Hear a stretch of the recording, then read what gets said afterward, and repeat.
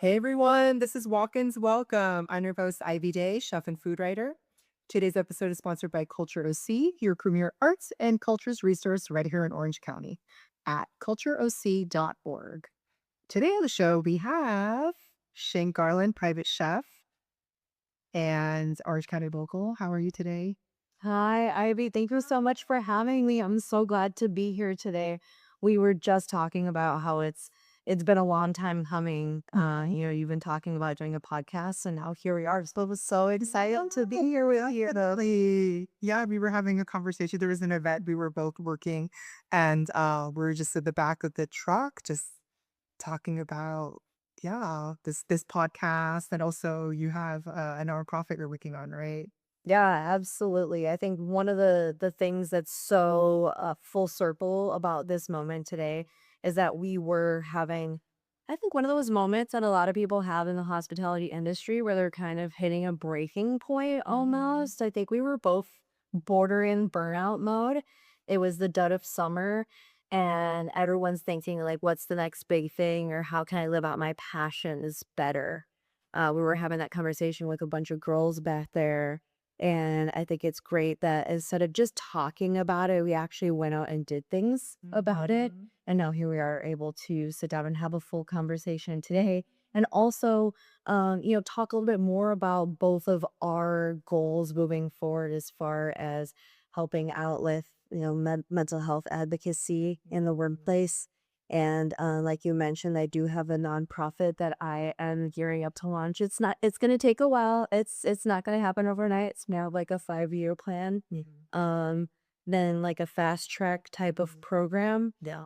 But yes, there are a lot of talks that are happening right now in Yeah. regards to nonprofit.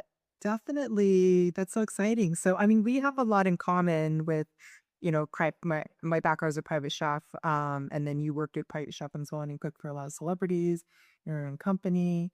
So, the rock and roll lifestyle, right? Yeah, definitely. Yeah, stuff. Oh, a little bit. I had no idea that now that you mention it about the rock and roll lifestyle, that that could actually take place in the environment that we work in, Yeah. because you hear about it on MTV and VH1's Behind the Music, but until you actually live it, being somebody who's, I guess, people usually refer to as like the health, I mean, someone Mhm. who works for a billionaire or a celebrity in the background doesn't necessarily, you wouldn't necessarily think that they are subjected to that type of exposure as well.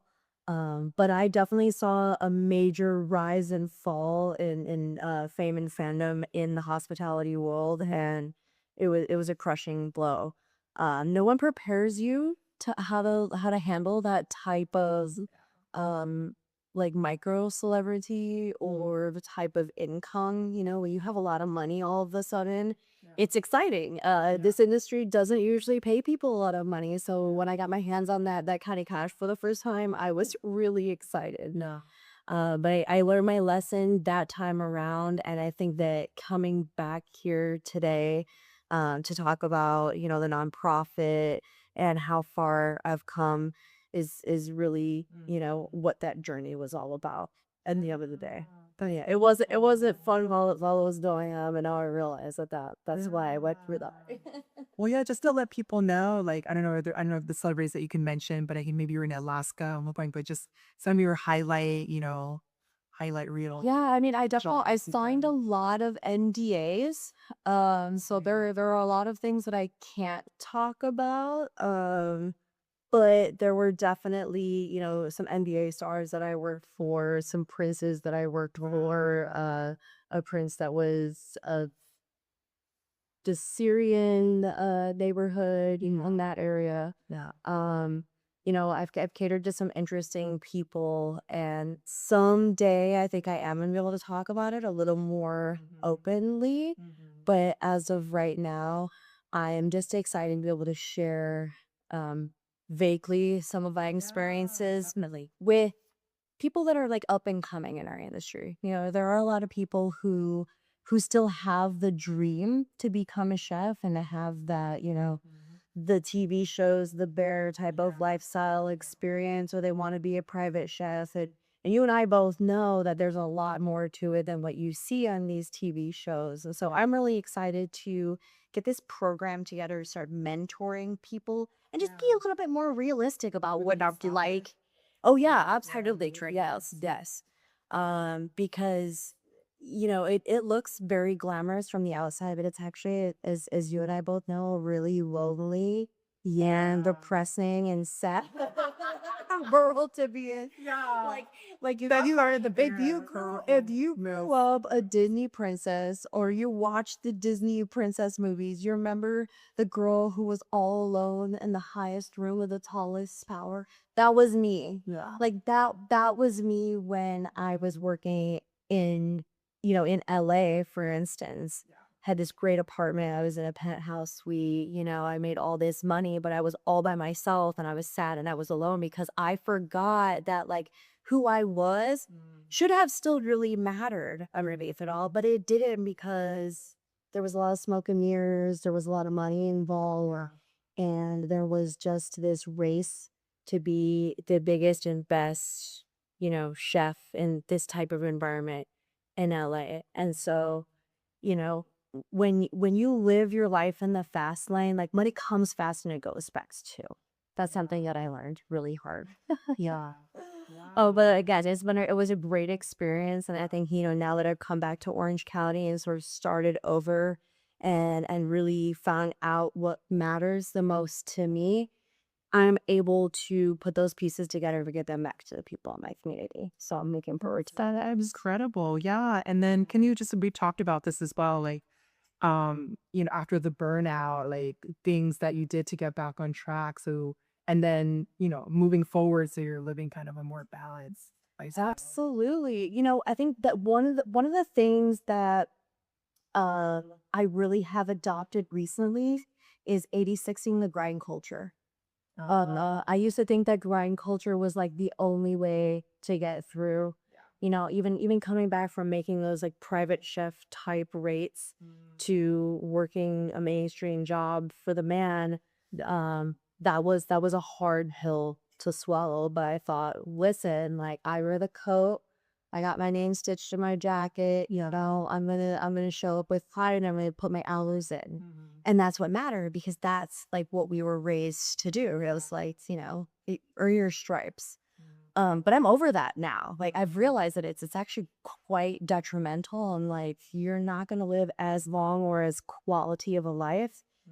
That's the type of lifestyle that you adopt. Yeah. So I've ditched that method. And actually the thing that I've been doing recently is balancing my time between working in the kitchen Yeah. and I work in AI now. Oh, interesting. Yeah, so Yeah. so the cool thing is that adopting these AI techniques and these skills are really going to help the nonprofit. They're really going to help out our community moving forward with a lot of the organization, like you had mentioned. What did I do to get my life back on track? Yeah. A lot of what I did was through AI. I mean, I used ChatGPT to organize a lot of the things that I do in my daily life, whether it be my work schedule, my workout schedule, Yeah. the way that I eat. Mm. Uh, I think that there's been conversations in the media about the way that chefs eat, and like we forget because we take care of everybody else. And at the Yeah. end of the day, like we're kind of, doing the 7-Eleven thing in the middle of the night or McDonald's. Like I used to do that a lot, the Yeah. fast food and delivery pizza. And I just felt like trash. Yeah. So The leftovers. It's just AA was a huge player in getting my life back on track. I was deciding to take the reins, and have that work-life balance. And I also realized that I had additional skills and that were going to help make me money in that industry yeah. so that I can filter it back into the nonprofit and support the people in hospitality that helped get me where I am today. Yeah, that's so amazing. And so like things like we're just talking about that kind of diet, but what's your diet like today? Like what did you do for your, the diet overhaul? Yeah, definitely. I mean, I still eat like you came over today and I was doing my makeup and I still, I had pizza for lunch. But the difference is that there's a halal market across the street that I get local organic ingredients from. My cheeses are rennet free, they're kosher, they're from halal cows. The pita that I bought doesn't have any preservatives in it. It's literally like a 2, 3 ingredient item that's probably going to turn in a day if I don't use it right away. Things like that are the changes that I made in my daily and actually taking the time to cook for myself and for my family. Yeah. Because when I was cooking full time, I wasn't doing those things. Yeah. I was burning myself out, working 60, 75 hours a week just to make my rent, and then forgetting to feed myself and either having like leftovers from the wedding that I had worked that day or getting gas station or like takeout food or just skipping a meal altogether, to be quite honest, it's completely unhealthy. Yeah, it's really that. So I've done that a lot and so bad because you're just like, because I'm like, I had to get up, awake with the 6 a.m. It's 6 a.m. again. And I was like, it's really bad to eat late at night. And then I just really couldn't be bothered. And like, I kind of keep like little shakes or protein bars in my bed. So besides somewhat of a meal, Sure. but But then you keep in mind that, like, again, those are all processed foods. Whether it's a protein bar or protein shake, it's in a package. Like, it didn't get there naturally. We spent so much time making somebody else's food that was harvested from the ground and then promptly threw it out at the end of the night. And we're going to have a cereal and milk, you know? Like, something's wrong with that picture. we're gonna we'd make like late at night, like the chefs already yeah, the chefs would make it'd be like waffles with chicken tenders on top and then like maple syrup or someone would just make like a giant milkshake and it just was I don't know. And then I was a pastry chef too. So I had like 20 desserts a day and it would just be All of the carbs and the sugar, but also it's an emotional eating thing. You're trying to comfort yourself because it's been a long grueling day or, whatever the case may be. Like, that's why I was saying I still eat foods that are comforting to me. I just try to make better choices with the ingredients or I make sure I spend the time to actually eat the meal. Make the food, eat the meal, source it from somewhere it's local, make sure it's fresh, good old fashioned ingredients and stop with like the bag Doritos and like a vape for breakfast. Yeah. it's true. No, that's real. Like the energy drinks Yeah. and like sometimes I find myself still like living that way. I'm breaking out of it, but living like you just eat nothing and you just like it's the culture and then you survive on nothing, But I then for a moment I had an office job like 4 days a week. It was so chill. Like I didn't need to live like that. Yeah, the fast and dangerous life where like you didn't know if like you were gonna have a quick corner and have to go back on the line later, right? Yeah, no, I mean but I backed like panic attacks, like were just on board and just the working on yachts and then the power went off and then it took us forever to get to our destination, but the guests still want food and the people would actually they'd be like, it's okay, ID, like you can go out to mute. And I'm like, no, like I can do it, but I'm literally, outside the galley and like obviously like using it. Yeah, I had him over there. But yeah. But your pride was on the line, right? Is that what it is? The pride? It was. It was. And that's why I said that, this is the point where I'm at in my life and in my career where again, a 6 to grind culture. I'm done with that stuff. It doesn't make you cool. I am never going to look at somebody who's up and coming in our industry and demand that they like lose sleep or like, one of my coworkers crashed their car, was falling asleep at the wheel recently. Yeah. Like, and like rolling to work, like it was like, haha, like, what happened the other day? And I was like, I'm done. I'm done with this kind of stuff. It's not cute. It's not cool. Like, yeah, Anthony Bourdain is not with us anymore. Amber Earl's not with us anymore. I don't want to list any more names, and I want to see more people come up and hold titles and hold rent-free space in other culinarians' heads for the rest of their careers. Yeah. Forever and not have these sob stories. So, like, let's not. So do you feel that there I mean, we kind of came from a different era, but do you feel like this era of culinary professionals, like they can do it a different way? Or is it just like, that's just like, you have to accept and it's just a done deal? They can. Yeah. I think that this generation has the ability because for a second, anything that's a change is scary to us, right? In any environment. We thought, oh, these Sakis are coming in. This is BS. They can't stand the heat. They didn't go to the kitchen. But what we need to realize is that they have an advantage because they're coming in and saying, no, we're not going to put up with that crap. Yeah. And they're getting away with that. Yeah. So they're the ones that need to take advantage of the fact that they have the ability to come in and put their foot down, get their break times, put their hair up, come to work with their nails on and their lashes done Yeah. and get the work done. Yeah. So this is a generation that we need to rely on to change that entire mentality for everybody. Like, let's have 40-week work weeks for us too. Yeah. You know, they're doing it in the corporate world. We're already working $10, $12 a day. Yeah. You know, I got asked last week to work a shift that was a 15-hour shift. And I was like, okay, cool. Yeah, I love a good 15-hour shift because in the state of California, after 8 hours, you get overtime. And then after 12 hours, you get double time. And so I was looking at some like hardcore aged cheddar at that point, am I? But when I quit 5 of those shifts back to back and did the math, that's 75 hours in a row that 6 months ago I would have been grateful to have on my plate. No. When would I have slept? When would I have taken my dog out? When would I have eaten real food? I wouldn't have. But I would have been grateful to get all of this overtime and all of these things just before I found out that like AI will pay me to work from home with my dog in my underwear and eat my overnight oats at 2 a.m. or, you know, take a nap and do whatever I need to do. I didn't know that there were other opportunities out there. However, you know, that does not negate the fact that like people still need to take those. Okay. I get that. There's gonna be people out there that are gonna have to take those hours and be grateful for them. So I don't want to sound, you know, like I'm entitled or anything like that. But after 20 years in the business, for the first time ever, I said no. Yeah.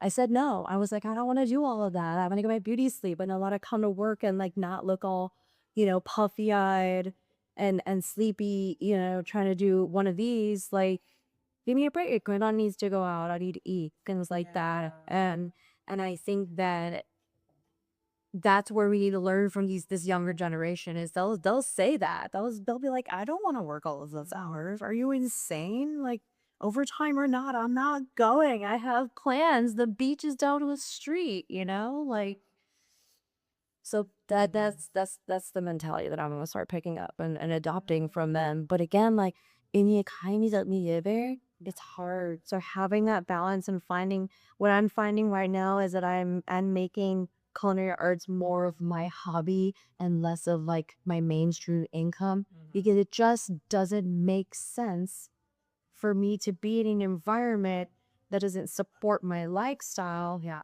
And then bringing resentment and hostility to them because they're not bringing in what I need, what I already met out. Yeah. You know, well, that's Totally. what I'm signing up for. But then you're also at a different part of your life. I mean, like a senior range where you're like mentoring, giving back, you know, but there are the ones that are still in the grind and the hustle and building their careers, you know. So I so that you know, what advice did you give them? I mean, ones that are, you know, in the right. Because you obviously, I mean, what kind of prompted you to also give back, right? You up at the or is there a name for your nonprofit? Yeah, it's gonna be called the Hospitality Hospital. Yeah, yeah. So it's, you know, it's not a medical a type of establishment by any means. It's not a Western medicine or anything like that. It's just a place for people who are either starting off in the hospitality industry, maybe they're struggling, maybe they're like peaking and everything's great and they just want like a little, you know, like physical therapy, rehabilitation, so counseling. And it's a resource center for people in this industry to go and get just a little bit of guidance, you know, a hand to hold. There's been so many times in my career where dates have gone horribly bomb. You know, there was one time that my car got repossessed. I didn't pay my car payment, and my uniforms and my knives were in the car. And I was supposed to be at an event for the catering company that we work for when I met you. No, I called the chef. I was like, oh, you know, my car, I can't go to work. He was like, Shay, take an Uber to the venue that you gotta go to. I'll send the uniform and an extra set of knives on the truck with the chef is going to that event and you just go to you know? And those are the types of services I want to go to give back to everybody in the industry. I got those services because of the networking and the little ties that I made with people throughout my career because it just happened to be like a magnetic person. I chit chat with whatever. I help people too, and so I feel like I've gotten lucky in those instances where someone's always been in there where I was like falling like flat on my face. Somebody was always there for me. And then people gave me rides to work after that. They helped me move. People lent me money. They gave me food, clothes. My son came back to live with me. One of those chefs gave me, hand-me-down clothes for my son.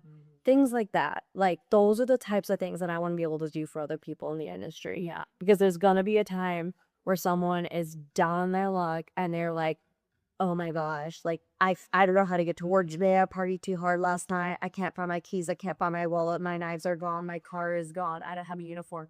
Like, call the hotline. Call us. Well, someone's gonna come pick you up. They might give you a figurative like slap on the on the wrist for being a screwball, but like we're gonna help get you to ready to go because it happens to everybody. Yeah, well, that's really You great. know, Then you have that like community.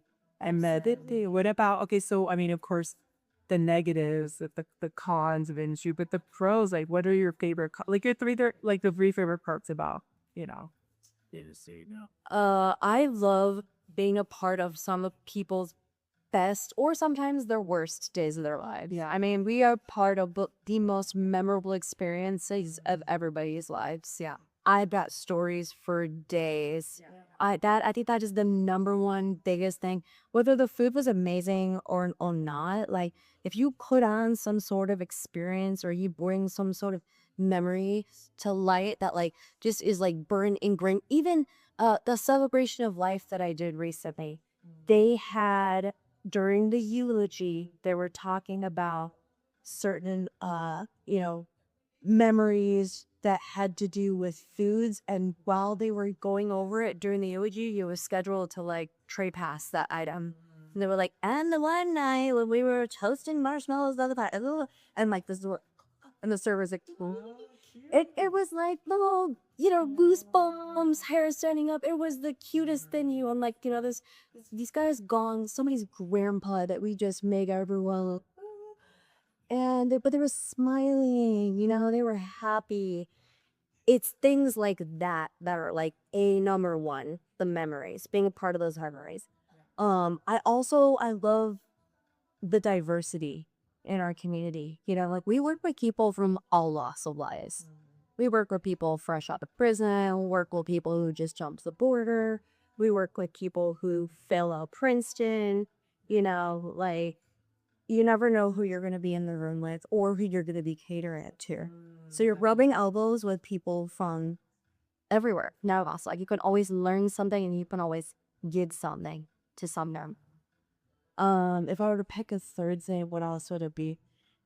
Just being able to be that creative person, not just in like the food. Like of course we're gonna want to have the tweezers out and do the fancy thing. Have and if I never Michelin star, it'd be horribly whatever.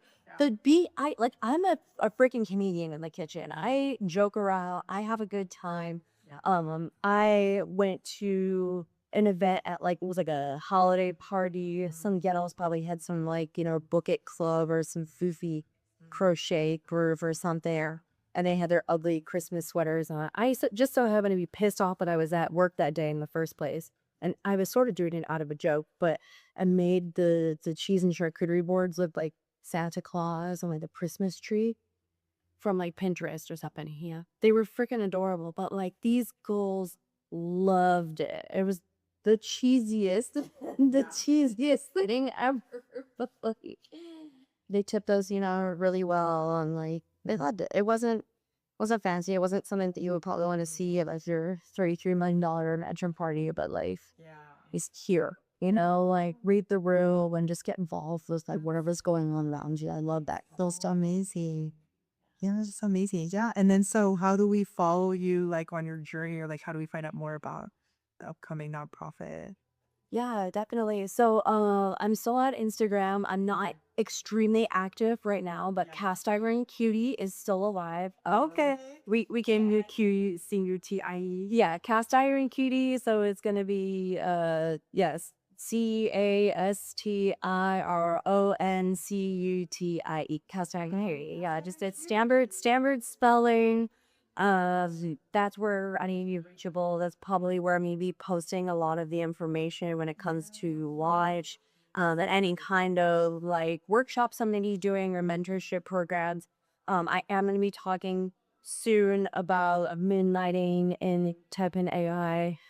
Because the reason that I got into the work that I'm doing right now, Yeah. is because they were hiring food and culinary experts to help with yeah. So you are using okay. So Food and originally, culinary that's what they were expertise. looking for is for food and culinary experts to help them grade and analyze the data that they have coming from AI. So that's done. So there are opportunities. There's people in culinary who should not be afraid. By the way, don't be scared right now. Oh, AI is not coming for our jobs because look, we have hands on like sustainable careers. But if you do want to get on board, and especially to get a little extra income to kind of like help level up in your career or just make things a little easier so you don't feel so stressed out in your job every day. I'm going to start doing some seminars, little workshops, and get togethers amazing on how to use your daily skills because I use daily skills that I've been using in the culinary world and kitchens and in catering in my line of work in AI. Amazing food and AI intersection. They do. Well, because if you keep in mind, the work that I do right now is all task based and it's timed. So when you're in kitchen and like you are working on a timer, you do have multiple things going on that you have to make sure you segregate time for. So time management is a big part of that. Paying attention to details. Anytime I look at a VEO or any kind of work order, I have to make sure that every single line item adds up. And if it doesn't, there's an anomaly. I gotta bring it to someone's attention and get it fixed really fast. So, and those exact same things, all those skills come into play in my job at AI every day. Transfers is yeah. So I want to be able to share that again, yeah, with other people in our environment because it's talked about very widespread that if you work in a majority of these hospitality positions, especially up and coming, it can be difficult financially to get by. And I think that's one of the biggest frustrations that people have that leads to some of these issues that we talk about when it comes to that rock star lifestyle, the fallouts. I want to see people have to go through that. So if you can find a balance where you're utilizing your skills in multiple areas and having multiple sources of income. That's so So you can be creative and you can pay for your house and you can get a little, physical break here and there because that kitchen work is grueling. So being able to sit at a desk like part time, but maybe not all the time because I don't want people to get too sedentary. It's a good balance. It's a good balance. And so I'm gonna be sharing that information with people. okay. Well, that's amazing. Yeah, Shey Garland, private chef, nonprofit owner, well, soon to be owner, coach and mentor, and inviter at Cast Iron Cutie, right? My Yes, restaurant. that's me. Yeah. Well, thank you so much for coming on the show today. Thank you, everyone. You guys can find this, the Walk-ins Welcome podcast on YouTube, Spotify, and Apple Podcasts. Make sure to follow us on YouTube at Ivy Eats and TikTok at the ivyEats.com. And we'll see you here next time on Walk-ins Welcome.